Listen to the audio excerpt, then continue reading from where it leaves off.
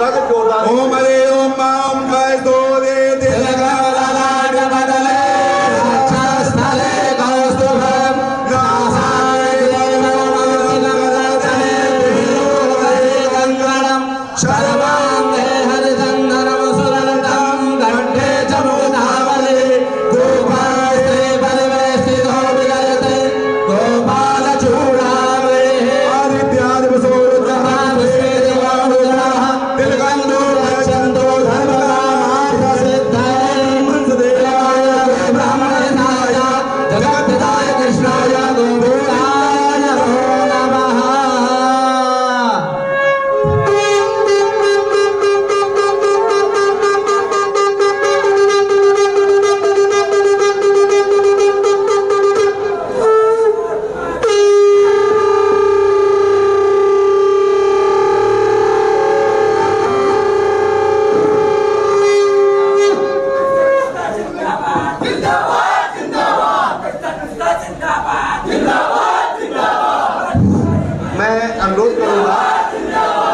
मैं अनुरोध करूंगा एक मिनट देखिए ऐसा है कि बिल्कुल ये जोश आप लोगों को 2022 तक बनाए रखना है। आज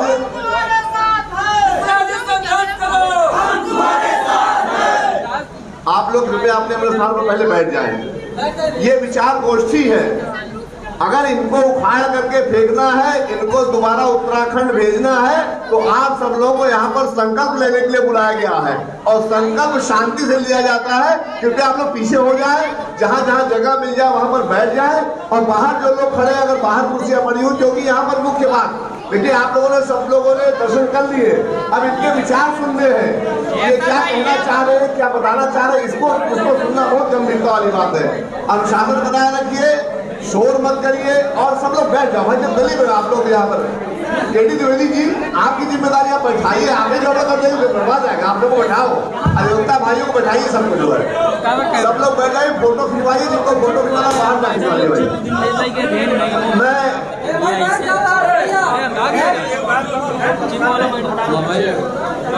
पीछे वालों को टिक करता हूँ, आप मेरे पूरी बात सुन सकते हो। मैं ज्यादा समय न लेते हुए अपने भाई केडी द्विवेदी से कहूंगा कि वो आज के समारोह के मुख्य अतिथि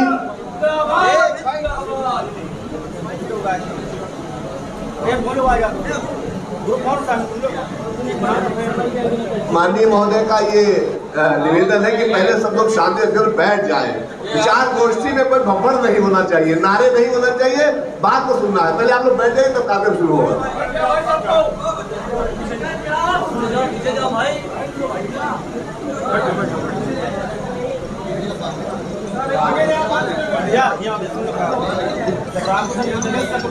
इधर आज बहुजन समाज पार्टी के तत्वाधान में पदोन्नति, सम्मान, सुरक्षा व तरक्कियात को लेकर विचार संगठन के हम सबके नेता आज के कार्यक्रम के मुख्य अतिथि बहुजन समाज पार्टी के राष्ट्रीय महासचिव, नेता सदन, सांसद राज्यसभा आदरणीय मिश्रा जी का स्वागत इधर माननीय मोतीलाल अम्बेडकर साहब, आदरणीय प्रदीप गर्ग जी, इधर संतोष त्रिपाठी जी, इधर माला पहना के नीतू कनौजिया जी, इधर सारे साथी, इधर माननीय मुख्य अतिथि जी का आप लोग स्वागत करेंगे बड़ा वाला माला पहना के। इधर आदरणीय गर्ग जी। बहुजन समाज पार्टी जिंदाबाद, बहुजन समाज पार्टी जिंदाबाद, वर्तमान में अतिथि जिंदाबाद, आदरणीय मिश्रा जी जिंदाबाद, बहुजन समाज पार्टी जिंदाबाद। बना लो उसको, बनाओ।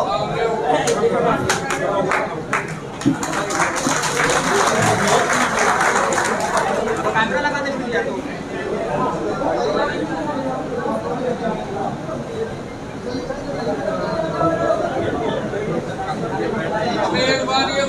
इधर शाश्वत गर्ग जी, शाश्वत गर्ग जी माननीय मुख्यमंत्री जी का चिन्ह भेंट करेंगे। शाश्वत गर्ग जी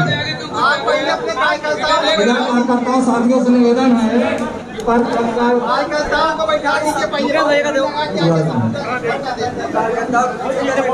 इधर मंचनपुर की धरती से डॉक्टर नीतू कनौजिया जी,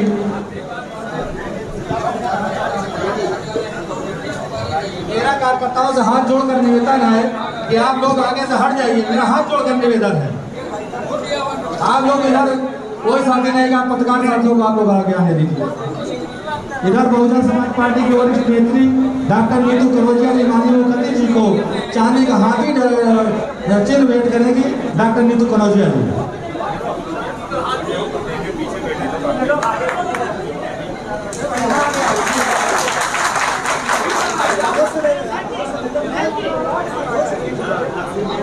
इधर भाई दशरथ सरोज जी इधर माननीय मुखर्जी जी का स्वागत करेंगे चिन्ह भेंट करके। दशरथ लाल सरोज जी भाई, मेरा हाथ निवेदन है जो हमारे भाई हाथ जोड़ रहा हूँ, आप लोग जो है थोड़ा हट जाइए। सैदी भाई आप भी हट जाइए, इन लोगों को थोड़ा सा समझिए भाई। मीडिया वाले साथियों को, संगठन के साथी से हाथ जोड़कर निवेदन, आप लोग हट जाइए। इधर युवा नेता भेंट करेंगे, जल्दी जल्दी आ जाइए आप लोग। आदरणीय दीपचंद शुक्ला जी, आप भी माननीय मुख्यमंत्री जी का स्वागत करेंगे। दीपचंद शुक्ला जी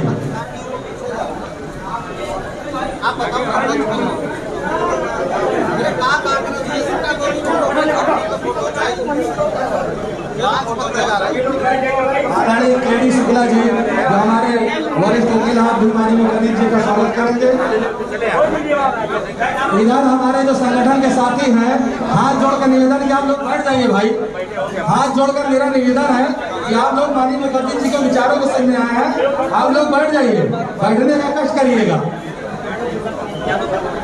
माननीय मुख्यमंत्री जी सबसे मिलेंगे। इधर हमारे जो संगठन के साथी आप लोगों से निवेदन है,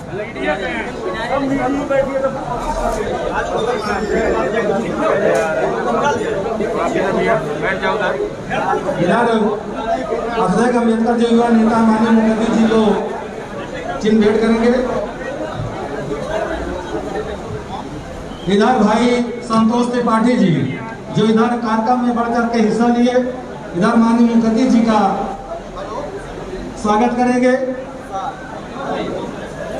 नया माला मुकुट पहना के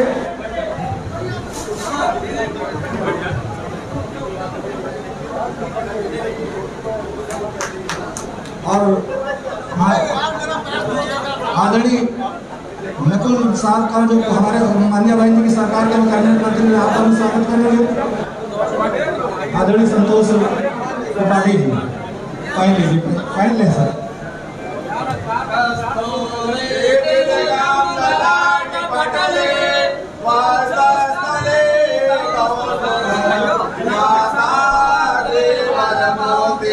करतले बेलूकले गंगला सर्वांगे हरिचंदनम सुललितम कंठे चमोदाबले गोपाले परमे स्थितो विजयते गोपाल चोरामदे आदित्यादि बसो रुद्रः विश्वे देवा मनोधनः तिलकं दोपय छन्दो धर्मकामाद सिद्धये ओम सीता सिद्धेया ददरंग चामरे नातो विभाते नीनाथ पात्रं बटएव साक्षात् सदेथराजो जयते प्रयागः स्वराय वरदाय सुरप्रियाय लंबोदराय सगलाय जगद्दिताय नागाननाय सुतय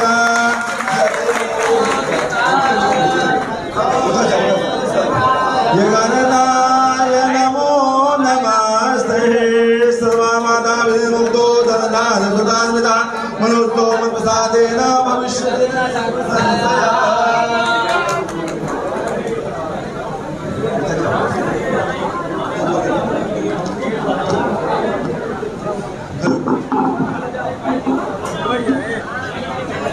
ओम हरि ओम मा स्वस्ति न इंद्रो विदसर्वः स्वस्ति नः पूर्वा विश्ववेदाः स्वस्ति नः स्वस्ति नो बृहस्पति दधातु मरुतः वृष्णिमातरः सुभञ्जभानो विदधे भुजगमयः यज्ञजिह्वामनवः सूरचक्षुषो विश्वेनो देवाय वसघमन्निः शृणुयाम देवा भद्रं पश्येमाक्षवृतचित्राः स्थिरैरङ्गैस्कुष्ठवागुंसस्तनो भर्वसेमहि देवहितञ्जलाय सतमिन्नु सरदो अन्ति देवा चत्रानशिखराजलसन्तनो वामा पुत्रासो चत्रपितरो भवन्ति मानो मध्यारेरिघतार्गन्तोः अतितृत्योरतिरन्तरिक्षमतिरमाता सपिता सपुत्रः विश्वे देवाय दतिः पञ्चजनादितर्जातमुदितनिर्वाम्मा द्योः शान्तिरन्तरिक्षगो शान्तिः पृथिवी शान्तिरापः शान्तिरोपदयः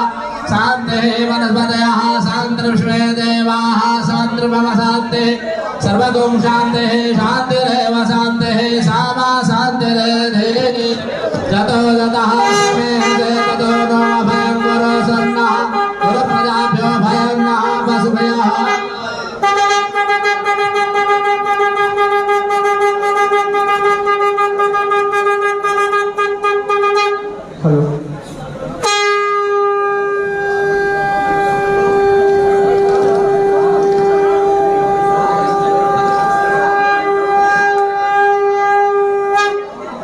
साथियों, अब मैं चाहूँगा जो हमारे सम्मानित साथियाँ हैं जिनके सुनने के लिए आप उतावले थे, संजय पांडे जी माननीय पटेल जी का स्वागत करेंगे। आप शांति से बैठ जाए। मैं चाहूँगा कौशाम्बी जनपद के धरती में ब्राह्मण प्रमुख समाज के साथ साथ हमारे सम्मानित साथी के हृदय के गहराइयों से हम परम आदरणीय राष्ट्रमाननीय राज्यसभा सांसद माननीय राष्ट्रीय महासचिव जी का इस कौशाम्बी के ऐतिहासिक धरती में हार्दिक स्वागत अभिनंदन करते हैं और उनका साथ देते माननीय हमारे पूर्व कैबिनेट मंत्री ब्राह्मण समाज के कई विभाग पर दे रहे हैं माननीय श्री नकुल दुबे जी का हृदय गहराइयों से स्वागत करते हैं। हम ज़्यादा समय न लेते हुए परम आदरणीय माननीय नकुल जी से चाहेंगे कि आगे कार्यक्रम का संबोधन और संचालन करें, आगे के कार्यक्रम को बढ़ावें। हाथ जोड़ के निवेदन है, आप हजारों हजार संगठन के साथी आए हैं, शांति से बैठे अपने नेता का विचार सुने तो हमको अच्छा सा पालन करना है। सम्मानीय नकुल साहब।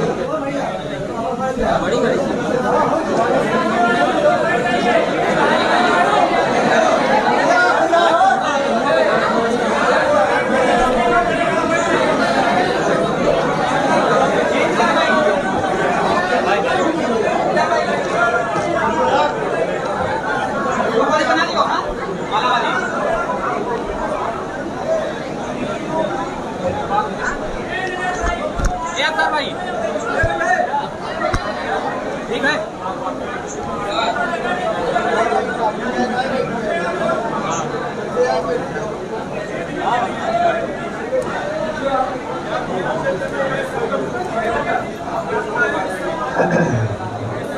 ये यहाँ पर जो कुछ लोग फंड बनाकर खड़े, आप तो सब लोग व्यवस्था बनाइए, आप लोग व्यवस्थापक है, व्यवस्था बनाइए। ये हम लोगों को यहाँ पर माननीय महोदय के विचारों को सुनना है, उनको देख लिया आपने, अब बैठ जाइए इत्मीनान से। जितना देर सर आप लोगों को अपनी बातें कहना चाहते हैं, नहीं तो हम लोग पीछे काफी जगह है। और सबसे मुख्य बात क्या है, सबसे मुख्य बात है कि यहाँ पर सुन करके यही छोड़ करके नहीं जाना है, यहाँ पर सुन करके उसको अपने साथ ले जाना है और पूरे के पूरे कौशाम्बी क्षेत्र में ये संदेशा चला जाए कि अब 2022 में इस प्रदेश में अगर कोई मुखिया होगा तो बहन कुमारी मायावती जी होगी, पंडित जगदीश मिश्रा जी होंगे। इस प्रदेश में अब हम लोग ऐसे लोगों को कदार बर्दाश्त नहीं करेंगे जो कि खाए तो हमारा, जब वोट लेना हो तो हमको तमाम बात बता दिया जाए कि भैया ये भी कर लो, ये भी कर लो, ये भी कर लो, खिचड़ी भी खा लो, खिचड़ी भी खिला दो, भगवा भी ओढ़ लो, सब मान ले। और जब हमारी कटाई करने का टाइम आओ तो सबसे पहले हमारे नंबर आना रहा, तब उनको अपने वाले लोग नहीं दिखाई पड़ रहे हैं। इसलिए खास तौर से आप लोग आगाह भी करने आए हैं, चेताने भी आए हैं कि अगर दोबारा आपने ऐसे आतताइयों को मौका दिया मेरे दोस्तों, तो आपको उत्तर प्रदेश में ब्राह्मण समाज दिखाई नहीं पड़ेगा, पूरा का पूरा समाज गायब होने का काम करेगा। इसलिए ये ताली बजाने वाली बात बात नहीं है। हम लोग दुखी हैं, हम लोग बहुत अच्छे मन से यहाँ पर नहीं खड़े हैं। हम लोगों ने देखा है 2007 से 2012 में आपके समाज का क्या मान सम्मान हुआ करता था, लेकिन 2012 के बाद से जरा सा हम लोगों में फूट पड़ गई। पहले इन पार्टियों ने हम लोगों में फूट डालने की कोशिश किया, हम लोगों को तोड़ने का काम किया, हम लोगों को बिखेरने का काम किया, और जब हम लोग टूट बिखर गए तो उन्होंने हमको लालच दिया कि अरे हमारे साथ आ जाओ, तुम्हारे समाज का मान सम्मान तो हम लोग करते हैं। हम लोग सब चले गए, भाग गए, मिल गए उनसे जाकर के। लेकिन क्या हुआ 2014 के बाद से, 2014 के बाद से जब से इस प्रदेश में योगी आदित्यनाथ की सरकार बनी है मेरे दोस्तों, आप सिर्फ 1 मिनट बैठ करके अपने अपने घरों में गंभीरता से विचार करिए। तो अगर सबसे ज्यादा कोई सताया गया है, अगर सबसे ज्यादा कोई परेशान किया गया है, अगर सबसे ज्यादा किसी के परिवार के लोगों की हत्याएं हुई है, तो वो ब्राह्मण समाज है। हम सब लोगों के लिए डूब मरने की बात है, हमें ताली नहीं बजाना चाहिए। हम लोग 15% है आबादी के, और 15% वाला अगर ये 23% वालों के साथ मिल जाए तो हमको इनकी धज्जियां उखाड़ने के लिए पर्याप्त है। बस एक बार आप लोगों को अपने हाथ में ये फरसा उठाना है, भगवान परशुराम की ललकार करनी है। मैं आप लोगों के और मुख्यमंत्री महोदय के बीच में ज्यादा समय नहीं बनना चाहता, लेकिन मेरे दोस्तों ये हुकार होनी चाहिए, ये ललकार होनी चाहिए, और ये आक्रमण ऐसा होना चाहिए कि उत्तराखंडी, ये गुजराती दोबारा आपके प्रदेश में दिखाई पड़ने के साहस न कर पड़े। इतना आंदोलित आप लोग को हो जाना चाहिए। मैं बड़े सम्मान के साथ, बड़े आदर के साथ आमंत्रित करता हूँ बहुजन समाज पार्टी के राष्ट्रीय महासचिव, हम सबके मार्गदर्शक, हम सबके प्रेरणा स्रोत, हम सबके अगुआ, और जिनके दम पर, जिनके बल पर आज ब्राह्मण समाज ने एक बार पुनः जनेऊ पकड़ करके ललकारने का काम किया। आओ तुम्हारी हिम्मत हो तो हमसे टकराने का काम करो, हम ब्रह्म समाज के लोग हैं, तुमको उखाड़ फेंकेंगे। मैं आमंत्रित करता हूँ मुख्यमंत्री महोदय कि आए, हम सबको आशीर्वचन दे और अपने विचार आप लोगों के सामने रखिए। बहुत बहुत धन्यवाद। जय भीम, जय भारत। मैं एक और एक निवेदन कर दूं, आज हमारे ये प्रदेश अध्यक्ष महोदय हैं, राधा रानी पांडे जी, जो कि प्रदेश अध्यक्ष है और भारतीय जनता पार्टी से पुराना जुड़ी हुई थी, और श्री सुशील मिश्रा जी, फौजी भैया, कहाँ है फौजी भैया?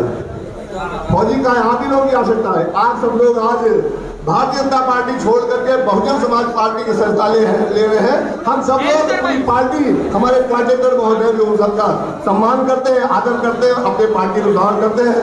बहुत बहुत धन्यवाद। मैं कहता हूँ कि माननीय मुख्यमंत्री महोदय को बुके प्रदान करके उनका अभिनंदन करें, स्वागत करें।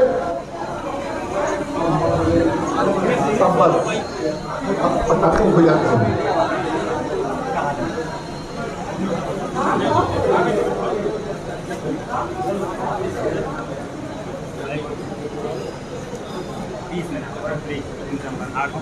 बोलिए भगवान परशुराम की। क्या बात है, दोनों हाथ उठा करके बुलंदी आवाज में। अब देखिए आप लोग कोई छू नहीं पाएगा, सब भागे भागे फिर रहे हैं। कोई पैर धो के पी रहा है, कोई 5 जने अपने घर में जूता पहन के परशुराम जी पकड़े हुए हैं। ये सब बात ध्यान रखिएगा आप लोग। इन सब लोगों को अगर निपटाना है तो दोनों हाथ उठा करके ललकार करके तभी बुलाएंगे। बोलिए भगवान परशुराम की। धन्यवाद मुख्यमंत्री महोदय। नारे हो जाए, जरा सा आप लोग थोड़ा जोश आ जाए। आइए, बहुजन समाज पार्टी जिंदाबाद, बहुजन समाज पार्टी जिंदाबाद, बहन तुम्हारी माँ की जिंदाबाद, बहन तुम्हारी माँ की जिंदाबाद, माननीय सतीश मिश्रा जिंदाबाद, माननीय सतीश मिश्रा जिंदाबाद। हाथी नहीं गणेश है, ललकार नहीं है जाको जने तो दूर क्या मेरा कमरवाना। हाथी नहीं गणेश है, हाथी नहीं गणेश है। बहुजन समाज पार्टी जिंदाबाद, बहुजन समाज पार्टी जिंदाबाद। बहुत बहुत धन्यवाद। अब मैं आमंत्रित करता हूँ मुख्यमंत्री महोदय को कि वो मंच पर आए, माइक पर आए, और हम सबको आशीर्वचन देते हुए आप सबको दिशा निर्देश देते। हमारे बड़े बुजुर्ग, हमारे पिता बुजुर्ग बैठे हुए हैं। आप सब लोग आंदोलित हैं और सब लोग आपके विचारों से अवगत होना चाहते हैं और आगे चल करके बहुजन समाज पार्टी और ब्राह्मण समाज के लिए कार्य करना चाहते हैं। बहुत बहुत धन्यवाद माननीय मुख्यमंत्री महोदय।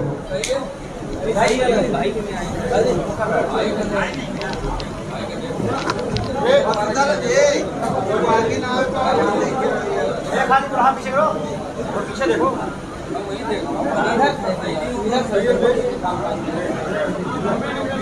और थोड़ा हाथ नीचे कर लीजिए यार।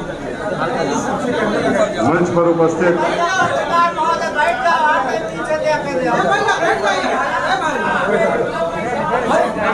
बहुजन समाज पार्टी के हमारे सभी सम्मानित नेता श्री नकुल दुबे, पूर्व मंत्री उत्तर प्रदेश, श्री प्रदीप गर्ग जी, श्री राजू गौतम जी, मुख्य सेक्टर प्रभारी की, श्री अमरेंद्र बहादुर जी, श्री गुलाब जी, यहाँ पर अभी हम लोगों के साथ में बहुत ही जुझारू नेता लोगों ने भी अपनी अपनी बातें आपके सामने पहले भी रखी। हमारे साथ में भी जुड़े विनोद त्रिपाठी जी, साथ में आए हुए अनेकों जो बहुत लंबी लिस्ट है, सभी का नाम न लेकर के सभी सम्मानित हमारे साथी और खास तौर से यहाँ पर उपस्थित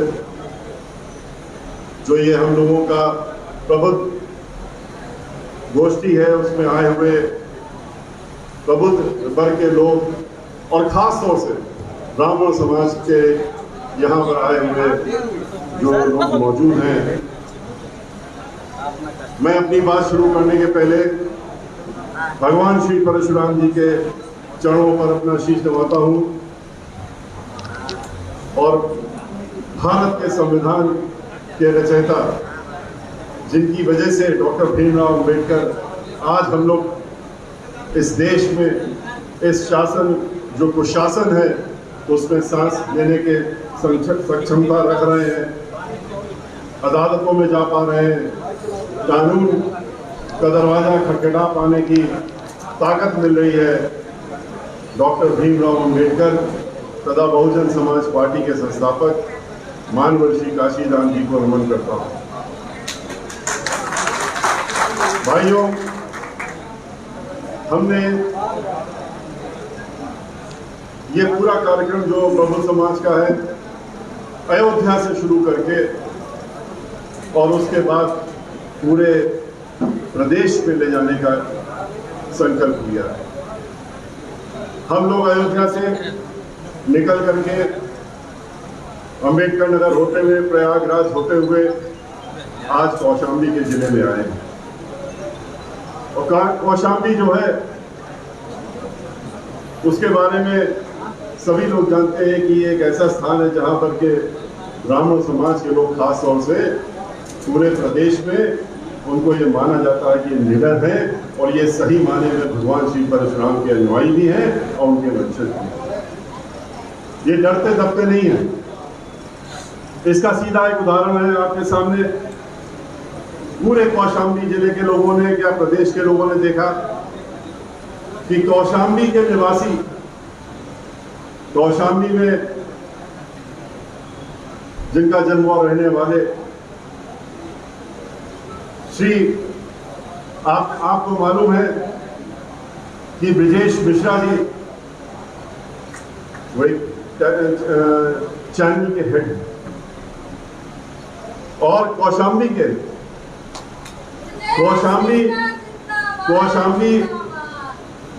की उनके अंदर जो रक्त बह रहा है उसकी वजह से वो निडर है, किसी से डरते नहीं है। और इसी वजह से वो इस प्रदेश में जो हो रहा था, जिस तरह का शासन चल रहा था, जिस तरह की बद इंतजामी थी, उसको लेकर के उन्होंने खुल करके अपने चैनल में दिखाने का काम किया। तो उन्होंने क्या किया कि उनके यहाँ रेड डाली, उनके परिवार वालों को भी नहीं छोड़ा, उनके चैनल को नहीं छोड़ा। साथ साथ में एक न्यूज़पेपर जो पूरे देश में बहुत ही हर जिले में और हर प्रदेश में जिसका कि अखबार चलता है और लोग पढ़ते हैं, उन्होंने भी सही चीजें दिखाने का काम किया। तो इनके यहाँ भी हमला कर दिया, उनके यहाँ भी रेड कर दी और रेड करके दफ्तर तक में रेड कर दी, जहां चैनल चल रहा वहां रेड कर दी। लेकिन आप डरा सकते हैं, कुछ लोगों को डरा सकते हैं, धमका सकते हैं, लेकिन दबा नहीं सकते। ये लोगों ने जो चौथे स्तंभ है, चौथा स्तंभ जो है, लगभग हर चैनल, लगभग हर न्यूज चैनल, हर न्यूज अखबार तो आज ये लोग दबाने की कोशिश कर रहे हैं। लेकिन मैं इनका धन्यवाद देना चाहता हूं और मुझे गर्व है कि न्यूज चैनल के लोगों ने इनके दबाव में ना आकर के अब उस दबाव से बाहर निकल करके और इनका असली चेहरा अब धीरे धीरे उन्होंने दिखाना शुरू कर दिया है और उत्तर प्रदेश में हर व्यक्ति के सामने इनकी असलियत लाने का काम सभी लोगों ने शुरू कर दिया। और मुझे उम्मीद है कि इसी निष्पक्षता के साथ में और निडर भाव से ये लोग आगे भी इनका असली चेहरा उजागर करने का काम करेंगे और निश्चित रूप से 2022 में इस शासन को जाना पड़ेगा, इस सरकार को जाना पड़ेगा। और अब की बार जिसने सरकार सही ढंग से चला करके उत्तर प्रदेश में दिखाई दी, बहन मायावती जी, कानून द्वारा कानून का राज चलाया था, उनको वापस लाने के लिए पूरे उत्तर प्रदेश में जो ललक इस समय मची हुई है, हम जो पिछले 4 दिन से देख रहे हैं, और जो अंदर से सबके चुभन हो रही है, उस चुभन का जवाब देने के लिए आज उत्तर प्रदेश का हर व्यक्ति, चाहे वो जिस समाज का हो, उनको छोड़ दीजिए, जो लोग इनके साथ में मिल करके और दबाने का काम कर रहे हैं, सोचते हैं कि चाहे वो दलित समाज हो और ब्राह्मण समाज हो, उसको दबा लेंगे, तो ये वो भूल जाएं। अब समय आ गया है कि सरकार को खाड़ फेंकने का वक्त आ गया है और निश्चित रूप से अब की बार बहुजन समाज पार्टी की पूर्ण बहुमत की सरकार बनकर के बहन मायावती जी उत्तर प्रदेश की मुख्यमंत्री बनेंगी और इनको सही जगह भेजने का काम भी करेंगे। पूरे प्रदेश में जिस तरह से ब्राह्मण समाज के ऊपर उत्पीड़न हो रहा है, वो किसी से छिपा नहीं है। जिस तरह से दलित समाज के भाई बहनों के ऊपर उत्पीड़न हो रहा है, वो किसी से छुपा नहीं है। किस तरीके से दलित समाज की बेटियों का रेप करके और किस तरीके से हाथरस में उसको आधी रात में जलाने का काम किया हुआ, यह भी किसी से छुपा नहीं है। और जलवाने का काम किसने किया? लखनऊ में बैठ करके शायद ही रात भर बैठे होंगे अपने दफ्तर में कभी मुख्यमंत्री जी, लेकिन वो मिनट टू मिनट खबर ले रहे थे कि हाथरस में क्या हो रहा है।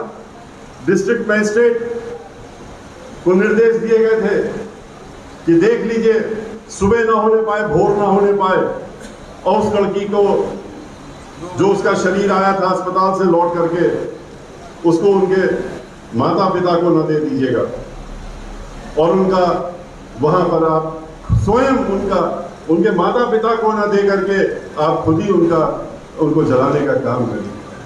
पूरे देश, पूरे विश्व में देखा, शर्म से हम लोगों का सर झुक गया जब देखा कि माता पिता बिलख रहे हैं, परिवार वाले चीख रहे हैं कि हमको अंतिम दर्शन तो कर लेने दो, लेकिन नहीं, आदेश तो ऊपर से था। जिला मजिस्ट्रेट डंके की चोट में उससे पीएसी लगा दी, सारी फोर्सें जितनी उत्तर प्रदेश की हो सकती लगवा करके उनको कैद कर दिया कमरे के अंदर और वहां मिट्टी का तेल डाल करके रात के 2-2:30 बजे उसको जलाने का काम किया। इस तरह का प्रदेश की सरकार कहां पर कानून, कहां पर ये फोर्स लगाने का काम करते हैं? ऐसी जगहों पर जहां इस्तेमाल करना चाहिए वहां नहीं करते। आज पूरे प्रदेश में हाहाकार मचा हुआ है। हर 2 घंटे में एक महिला का रेप हो रहा है। और ये तो जो रिपोर्ट है क्रिमिनल ब्यूरो की, वो उसमें लिखा हुआ है कि उत्तर प्रदेश में हर 2 घंटे में एक महिला का रेप होता है। ऐसी कानून व्यवस्था जहां पर ब्राह्मण समाज के लोगों को चुन चुन करके मारा जा रहा है, ये पूछ करके कि तुम किस समाज के हो, ब्राह्मण समाज के हो, तो गाड़ी रोकी जाती है।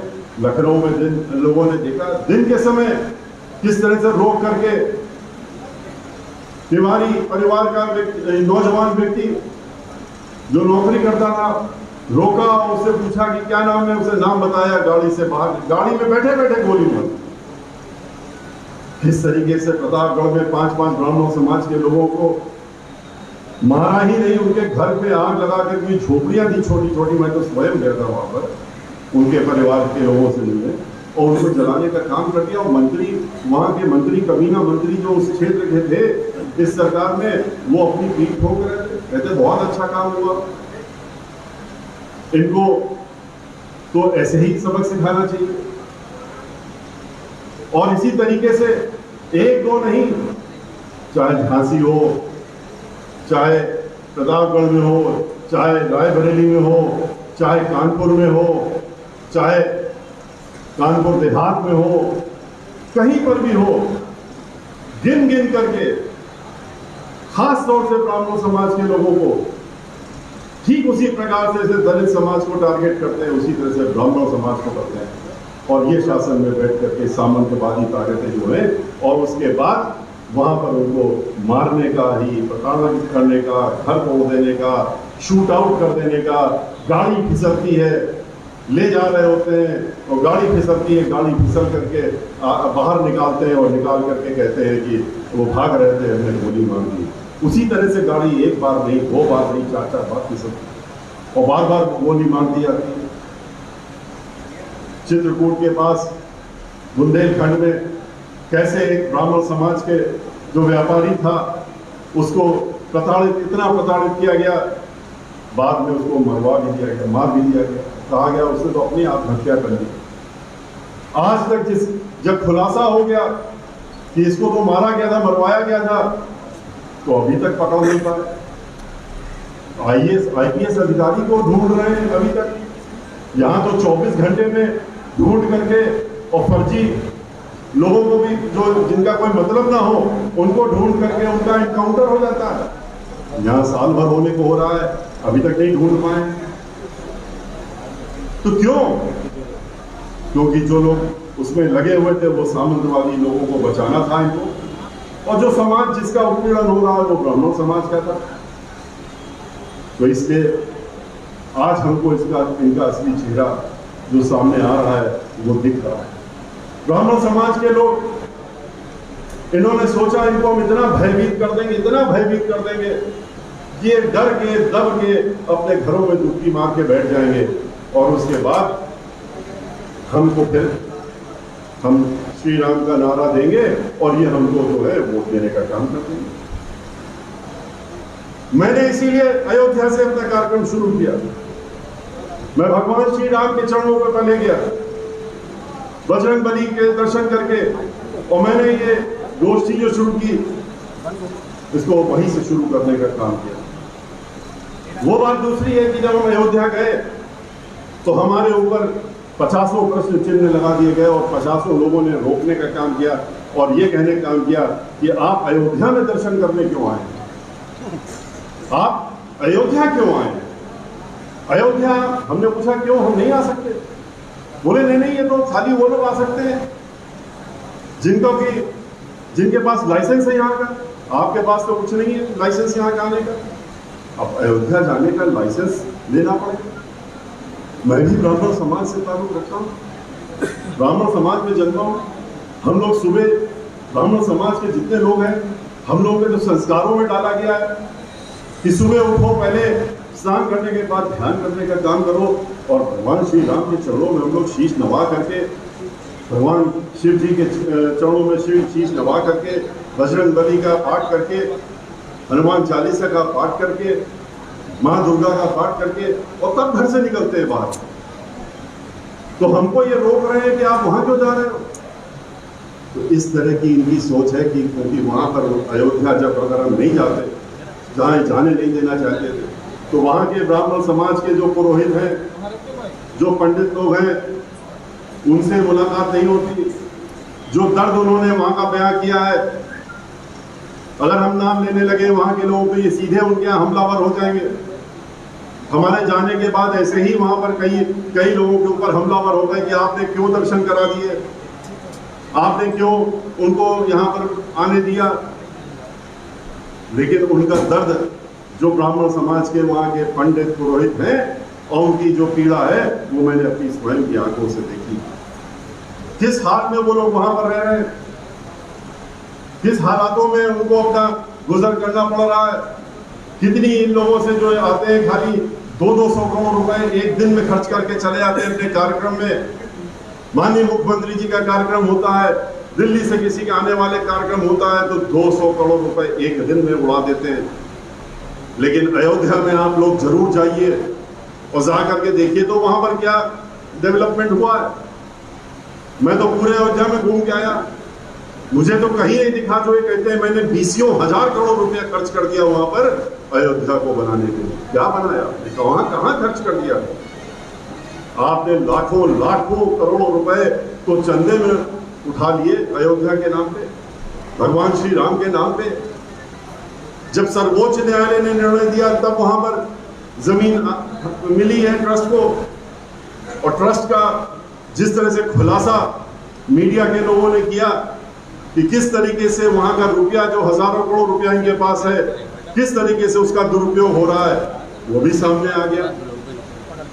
एक एक रुपए का हिसाब आप लोगों को उनसे मांगना चाहिए, और इस प्रदेश का हर व्यक्ति मांगे, खाली ब्राह्मण समाज के लोग नहीं, हर व्यक्ति उनसे हिसाब मांगेगा कि आप ये हिसाब तो दीजिए, कहां रुपया ले गए?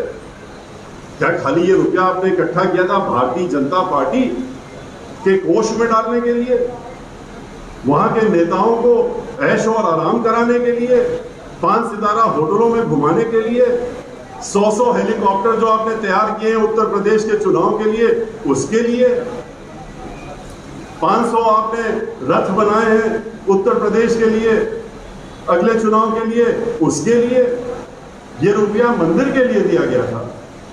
मंदिर की तो नींव भी नहीं पड़ पाई, अभी तो जमीन के नीचे, कब नींव ऊपर आएगी ये भी किसी को नहीं मालूम। वो बात दूसरी, जैसे नींव ऊपर आएगी उस दिन फिर 500 करोड़ रुपए खर्च कर देंगे दिखावे के लिए कि दिखाने के लिए आए। लेकिन मंदिर कब बनाओगे? हर बार तारीख बदल देते हैं क्योंकि रुपए का इस्तेमाल कहीं और हो रहा है, मंशा है नहीं, नीयत खराब है। भगवान श्री राम को इसी प्रकार रखे रहेंगे तभी तो चुनाव लड़ते रहेंगे उनके नाम पे। भगवान श्री राम हम लोगों के आराध्य हैं, हम लोग उनको चुनाव की एक कोई वस्तु नहीं बना सकते जिस तरह से भारतीय जनता पार्टी के लोग करते हैं, और उनको जरा सी भी दिल में चोट नहीं लगती है ऐसा करते समय। ये अफसोस की बात है। आप अगर प्रभु को, भगवान को आप इलेक्शन में उतार देंगे तो इससे ज्यादा खराब बात नहीं। भगवान श्री राम ने तो राम राज्य स्थापित किया था, एक आदर्श राज्य स्थापित करने का काम किया था।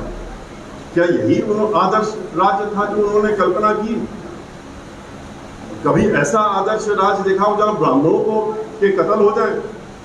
और गिनती के नहीं, ये लोग अभी इतने हुए, सिर्फ 40 ब्राह्मण अज्ञात नाम से जोड़ दिए गए कानपुर के कांड में, बिगरू कांड में, और उनको आज भी जेल के अंदर सड़ाया जा रहा है और उनको बंद किया जा रहा है। अभी ढूंढ नहीं पा रहे हैं कि इनके ऊपर हम क्या चार्ज लगा रहे हैं। कितने लोगों को, अज्ञात लोगों को उस नाम से जोड़ करके उनको मारने का काम किया गया। 16.5 साल की लड़की खुशी दुबे, जो पहले खुशी तिवारी थी, खुशी दुबे को 2 दिन की पहले ब्याह हुआ था उसका। 29 जून को उसका शादी होती है, 30 जून को उसका पहला रात में शादी होती है, 30 जून को पहला दिन उसका होता है अपने घर में, और 2 तारीख को वारदात होती है और वो मुजरिम हो गई। आज साल भर से जेल के अंदर बंद है। पूरा प्रशासन शासन लग गया कि उसकी बेल न होने पाए, और क्यों? उसके लिए जितने भी षड्यंत्र करने हो कर लिए गए। चाहे वो जेल जो अधीक्षिका है वहां की, जहां 48 लड़कियां 2 कमरों में बंद हैं। हमारे मीडिया के साथियों को, देश के मीडिया के साथियों से मेरा आह्वान है कि जरूर वहां जाइए। एक बार आप लोग खोज करते हैं हर चीज की, ये तो खुलेआम रिपोर्ट में लिखा हुआ है कि 2 कमरों में 48 लड़कियां बंद हैं। क्या इस तरह से लड़कियों के साथ में व्यवहार होगा कि 2 कमरों में तो भेड़ बकरियां भी भर दी जाएं तो 48 नहीं आ पाएंगी? और वहां पर 4 जगह लगाया है उसके ऊपर, जिससे बेल खारिज कराई, ये कहते हुए कि उन 48 लड़कियों में से एक खुशी दुबे भी है, उसने 47 लड़कियों को धमकी दे रखी है कि अगर हमारी बेल हो गई और हम बाहर चले गए तो हम आप सब लोगों को उठवा लेंगे, आपको देख लेंगे। अब वो अंदर बंद है, उनको उठवाने का काम वो कर लेगी, 16.5 साल की लड़की, और इसी को लेकर के उसकी बेल खारिज हो गई है। एक महिला जो घर में काम करती थी, उसकी 6 साल की एक बच्ची, 3 साल का बच्चा लड़का, उसको उठा के आपने जेल में बंद कर दिया, लड़की और लड़का भी जेल में। अब इन सबका क्या दोष है? वो 6 साल की लड़की सोच रही होगी, अभी तो बोल भी नहीं सकती, 3 साल का बच्चा तो बिल्कुल ही नहीं जान सकता कि क्या हो रहा है मेरे साथ, कि हम घर से जेल में आ गए। जब वो बड़ा होगा तो क्या होगा उसके साथ, क्या करेगा? वो बात दूसरी है। अगर वो बड़ा होता इस समय तो उसका भी शूट आउट हो चुका होता इस सरकार में। ऐसी स्थिति में आज पूरे प्रदेश में ब्राह्मण समाज के लोग बैठे हुए हैं, सहमे हुए हैं इनके इन कार्यक्रमों से। सहमने का वक्त खत्म हो गया। मेरा आप लोगों से यह आह्वान है कि आप जो है बुद्धिजीवी कहलाते हैं। भगवान श्री राम जो है वो किसके अवतार के रूप में आए थे? भगवान श्री राम तो स्वयं विष्णु भगवान को थे, लेकिन भगवान श्री परशुराम कौन है? भगवान श्री परशुराम भी विष्णु के अवतार हैं। तो जब विष्णु के अवतार के वंशज हैं आप भगवान श्री राम के वंशज हैं, आप भगवान श्री परशुराम के वंशज हैं, ये लोग तो ठेका लेने के लिए खाली आ गए। तो ऐसे में भगवान श्री परशुराम का ध्यान रखिए, और उनकी जब सोचेंगे तो आप करना दबना बंद कर देंगे, और आप उठ करके एक ब्राह्मण जो जिसका जैसा होना चाहिए उससे खड़े होंगे। ब्राह्मणों का कर्तव्य है कि प्रदेश के बारे में सोचें, घर में बैठ कर अकेले अपने बारे में नहीं सोच सकते। आपने जन्म लिया है ऐसे कुल में जहां की हमारी ड्यूटी बनती है, हमारा कर्तव्य बनता है कि हम समाज के बारे में सोचें, हम सर्व समाज के बारे में सोचें, हम समता मूलक समाज बनाने के बारे में सोचें, सर्वजन हिताय सर्वजन सुखाय के बारे में सोचें। और यही बहुजन समाज पार्टी का नारा भी है, और यही बहुजन समाज पार्टी का उद्देश्य भी है। भाईचारा बनाने का काम हम लोग जो कर रहे हैं, जो हमने 2005 में शुरू किया था, भाईचारा हमने बनाया था अपने दलित समाज के भाई बहनों के साथ। और दलित समाज के साथ में जब भाईचारा बनाया था तो हमने कहा था कि आप 13 से 16% के बीच में आते हो। 13 तो सरकारी आंकड़े कहते हैं, आप उससे ज्यादा हो, लेकिन 23% जो हमारे भाई बहन हैं दलित समाज के, उनके साथ में जब आप भाईचारा बनाएंगे तो आप 36% हो जाएंगे, और अकेले इतनी बड़ी ताकत हो जाएंगे कि उत्तर प्रदेश की हर सीट पे आप भारी पड़ेंगे और आप चुनाव जीत सकते हैं। लोगों ने इकट्ठा होकर के अपनी ताकत को दिखाने का भी काम किया, एक साथ हुए, एकजुट हुए, और पूरे भारतवर्ष में आपने अपना नाम दिखा दिया कि आपने सोशल इंजीनियरिंग जिसका नाम दिया इन्होंने करा, और करके आपने ब्राह्मण समाज का नाम हर जगह लिया गया, कि सरकार बनवाने का काम किया। और फिर बहन मायावती जी ने भी, जिन्होंने गणेश जी की प्रतिमा हाथ में लेकर के 9 जून 2005 को जब 5 लाख से ज्यादा ब्राह्मण समाज के लोग इकट्ठा हुए थे शंखनाद करते हुए, तो उन्होंने गणेश जी की प्रतिमा लेकर के माइक में कहा था कि हाथी नहीं गणेश है, ब्रह्मा विष्णु महेश है। उन्होंने भी ब्राह्मण समाज की तैयारी को देखते हुए बढ़ चढ़ करके ब्राह्मण समाज को टिकट देने का काम किया, आगे बढ़ाने का काम किया। और जब सरकार बनी, जब 45 लोग 80 में से ब्राह्मण समाज के चुन करके आए, तो उन्होंने फिर ब्राह्मण समाज को हर तरीके से, चाहे मंत्री हो, चाहे संतरी लोग हो, चाहे विधान परिषद हो, चाहे विधान परिषद के अध्यक्ष के रूप में ब्राह्मण समाज का व्यक्ति हो, 15-15 लोगों को विधानसभा में विधान परिषद भेजने का काम किया। उन्होंने मंत्री एक दो नहीं अनेकों कैबिनेट मंत्री 35 को मंत्री के कैबिनेट रैंक का दर्जा देकर के उन्होंने ब्राह्मण समाज के लोगों को चेयरमैन और वाइस चेयरमैन बनाने का काम किया। उन्होंने 2500 को सरकारी वकील जिला की अदालतों में ब्राह्मण समाज के बनाया। सैकड़ों की संख्या में इलाहाबाद और लखनऊ उच्च न्यायालय में उन्होंने ब्राह्मण समाज के वकीलों को बनाया, महाधिवक्ता बनाया, चीफ सेक्रेटरी बनाया, डीजीपी बनाया, उन्होंने एडिशनल कैबिनेट सेक्रेटरी बनाया और उन्होंने इतना ही नहीं जो लॉ सेक्रेटरी था उसको भी ब्राह्मण समाज का बनाया।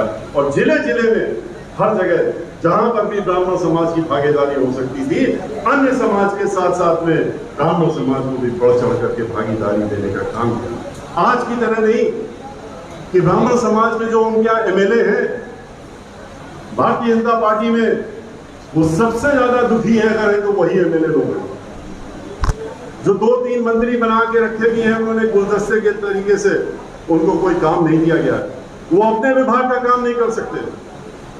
आप उनसे मिले होंगे, सब लोग जानते हैं कि वो अपना खुद का काम भी नहीं कर सकते। व्यक्तिगत काम हो तो भी मुख्यमंत्री से जाके उनको आज्ञा लेनी पड़ती है और वहीं पर रोक दिया जाता है कि ब्राह्मण मंत्री है, इसका काम नहीं होना चाहिए। इस हालात में वो लोग गुजर रहे हैं। उनमें से कितने ब्राह्मण समाज के एमएलए हैं जो मौका ढूंढ रहे हैं, दुखी हैं। नाम नहीं ले सकते हम कि कौन कौन लोग हमसे बात कर चुके हैं, लेकिन कितनी व्यथा है उनके अंदर कि वो पहला मौका पाते ही इनको तिलांजलि देना चाहते हैं। और अपने समाज के लिए उनको भी अंदर से पीड़ा है जिस तरीके से हम लोग परेशान हैं, पर वो कहते हैं कि हम कुछ नहीं कर सकते, लाचार हैं। इनके सामने हम लाचार हो गए। तो ऐसे में हमारा ब्राह्मण समाज के पूरे प्रदेश के ब्राह्मण समाज, चाहे वो शिक्षक हो, शिक्षकों का आपने हाल देखा कि शिक्षकों को उन्होंने जो इस प्रदेश के शिक्षक थे जो शिक्षा देने का काम करते थे उनके साथ में किस तरीके से दुर्व्यवहार करते थे, उनको नौकरियों से बाहर कर दिया। जिनका सिलेक्शन हो गया उनको नौकरी नहीं देंगे, तनख्वाह नहीं दे रहे हैं, स्कूल बंद करवा रहे हैं, मान्यता प्राप्त जो शिक्षक हैं कॉलेज है उनमें टीचर अपॉइंट नहीं कर रहे हैं, और जो प्राइवेट शिक्षा संस्थान चल रही थी उस पे उन्होंने जो मानदेय था शिक्षकों का वो भी बंद कर दिया इस सरकार ने। और जब आंदोलन हुआ कि मानदेय तो कुछ भी नहीं मिलता था, 1000 रुपया मिलता था, उसको बढ़ाने के लिए पहुंचे तो 2 काम उन्होंने किए। ऐसे शिक्षकों को लाठियों से पीटा, महिलाएं भी थी उसमें, और जो मिल रहा था 1000 रुपया उन्होंने वो भी वापस लेने का काम कर दिया। पूरा प्रदेश का शिक्षक जो है 20 लाख से ज्यादा लोग इससे, और उनका परिवार जोड़ेंगे तो 1-2 के ऊपर लोग इसकी वजह से आज सड़कों पर हैं, परेशान हैं। संस्कृत, ये तो भारतीय जनता पार्टी की सरकार है, कहती है हम तो हर चीज जो है धर्म के नाम पे करते हैं। अरे इनकी असलियत जब लोगों को मालूम होगी तो पता लगेगा कि कहने की बात दूसरी है, चेहरा कुछ और है और चेहरे के ऊपर मुखौटा कुछ और लगा हुआ है। संस्कृत विद्यालय उत्तर प्रदेश के 1400 से ऊपर संस्कृत विद्यालय हैं जो कि चल रहे थे, लेकिन उनके शिक्षकों की नियुक्ति बंद कर दी, उनको पैसा देना बंद कर दिया। 500 से ज्यादा ऐसे विद्यालय बंद हो गए।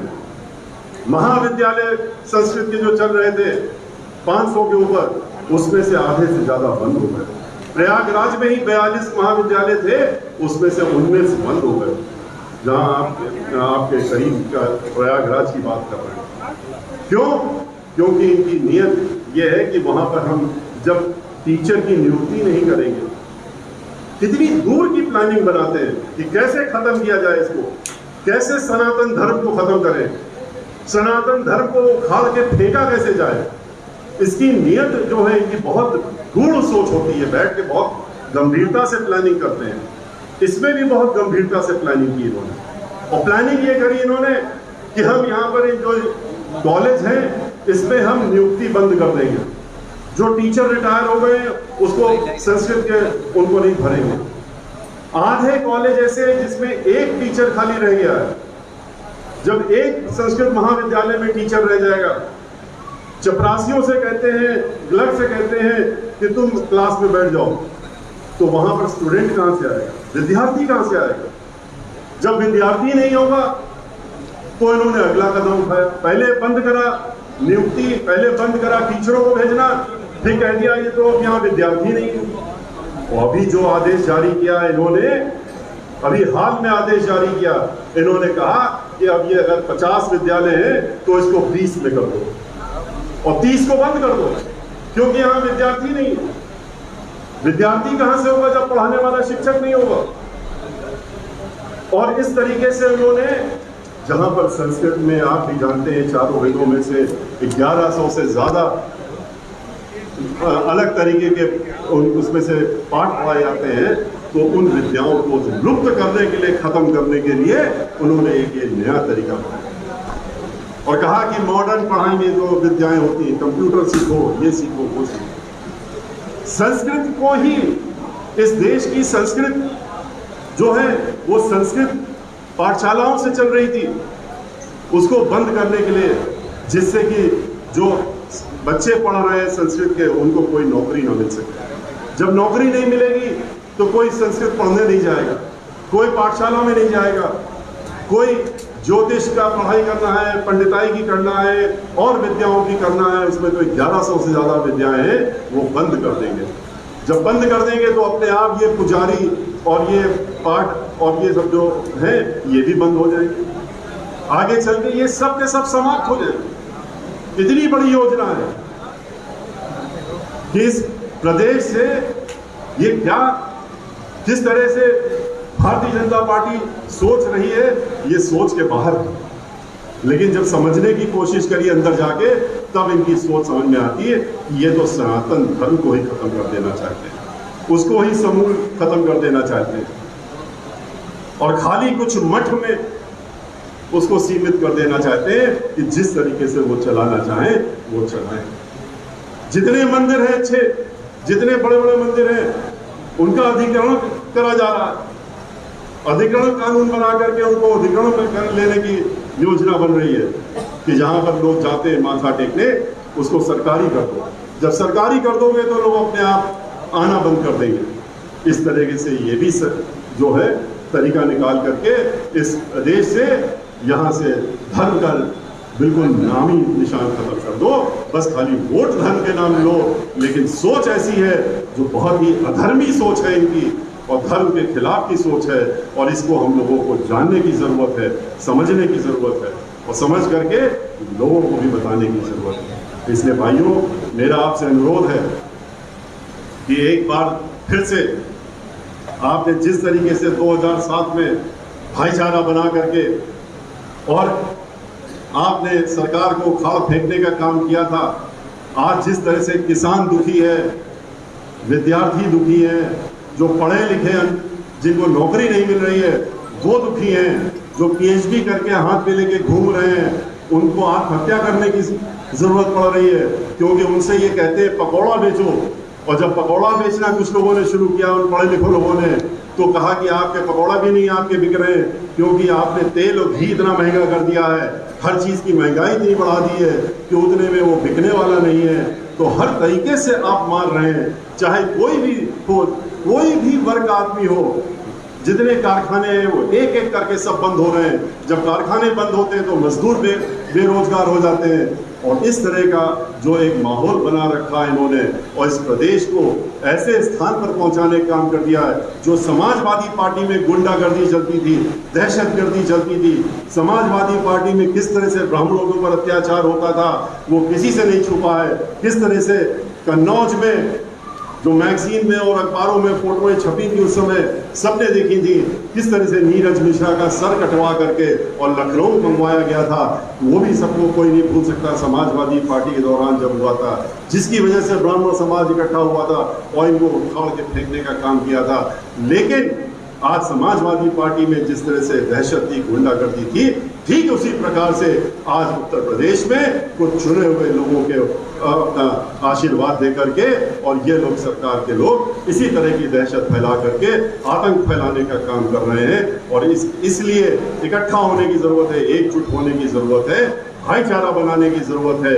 समता मूलक समाज की जो संरचना बहन मायावती जी ने और जो बाबा साहब डॉक्टर भीमराव अम्बेडकर ने अपने संविधान में जिसको किया है, जिसको कि हमारी पार्टी और बहन मायावती जी आगे ले जा करके मानवर काशीराम जी के सपनों को पूरा करने के लिए समता मूलक समाज बनाने का कार्य कर रहे हैं, उसको लेकर के आगे चलने की जरूरत है। और उसमें आपके कंधों की, आपके हाथों की, आपके साथ की और आपकी बुद्धि का प्रयोग जरूर करने की जरूरत है, क्योंकि आप बुद्धिमान होते हैं। ब्राह्मण समाज बुद्धिजीवी कहलाता है, इसलिए अपनी बुद्धि को फिर से जागृत करिए। और अगर उसमें मेरा आपसे अनुरोध है कि अगर आपने उसको गिरवी कर दिया है, चाहे वो भारतीय जनता पार्टी हो या कोई अन्य हो, तो अपनी उस गिरवी को वापस लेकर के आइए, अपनी बुद्धि का इस्तेमाल अपने लिए करिए। अगर जंग लग गया है तो उस जंग को साफ करिए और साफ करके दोबारा से इस्तेमाल करिए।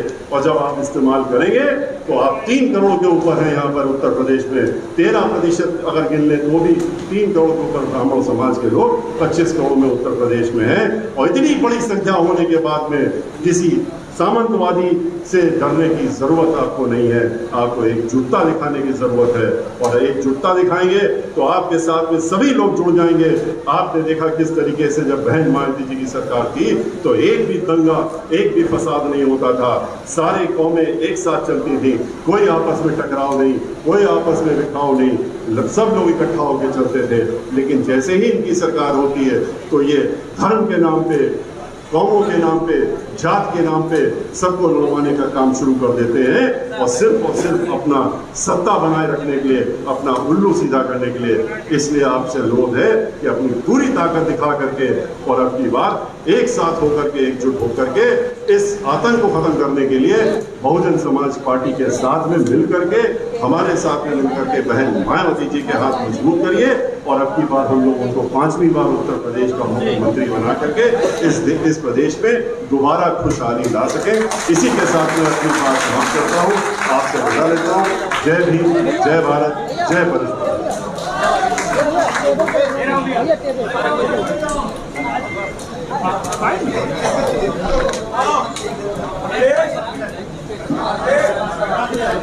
मेरी आईडी निकाल दो।